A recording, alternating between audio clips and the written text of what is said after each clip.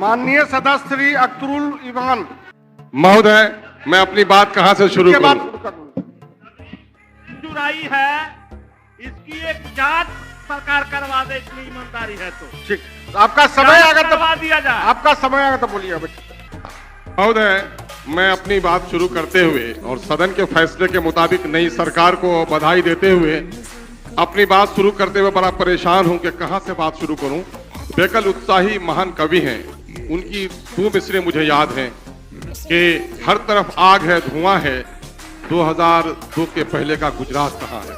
मुझे आज यही कह रहा हूं कि सत्ता है और विपक्ष है, मैं ढूंढ रहा हूं कि 2005 का माननीय मुख्यमंत्री नीतीश कुमार कहाँ है। वचनबद्धता थी, बातों में मजबूती थी, कुछ करने का संकल्प था, लेकिन अफसोस है कि सीमांचल के एक महान कवि यूसुफ साहिदी साहब ने कहा, एक जमाना आएगा लोग जमीर बेचकर कुर्सियों से प्यार करेंगे, सियासी लोग यही कारोबार करेंगे। मुझे बड़ा अफसोस है कि आज इस सियासी कारोबार से 3 सालों के दरमियान में 3 बार सरकारें अदलती बदलती हैं, उससे नौकरशाही का बड़ा बढ़ावा हुआ है, रिश्वतखोरी बढ़ी है, लोकतंत्र की मर्यादाएं कमजोर हुई हैं। विपक्ष के लोगों से भी मुझे उम्मीद थी, गर्जे मेरा ही कत्ल होकर इनका महल तैयार हुआ था, लेकिन इनसे उम्मीद थी कि ये जब कुर्सी पर बैठेंगे तो शायद कुछ मर्यादाओं का ख्याल करेंगे, मेरे खून से इनके चमन में रंगीनी आई है, मेरे साथ इंसाफ करेंगे।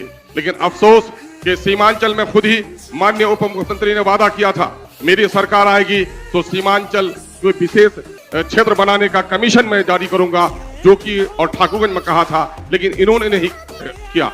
मुझे इस बात का गम नहीं है कि चूंकि सबके दिल में है खोट, सबने दिया है हमको चोट, इसलिए हम आपसे निवेदन करना चाहते हैं कि इस वक्त 500 करोड़ रुपए जो बिहार के गरीब और मजदूरों के खून के पसीने की कमाई है, जिससे बिहार में जाति आधारित गणना हुआ है, और इस गणने के मुताबिक एससी बिरादरी की आबादी 2,56,20% है।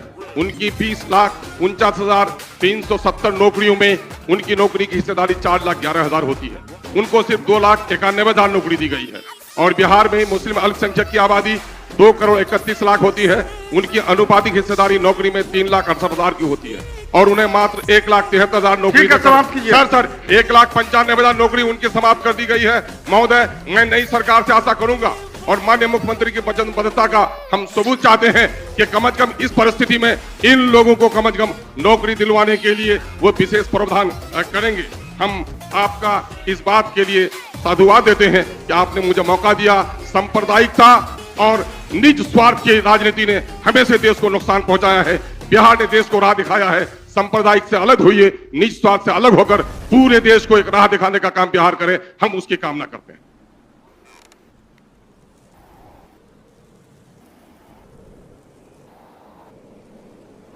Accordion Man no cap.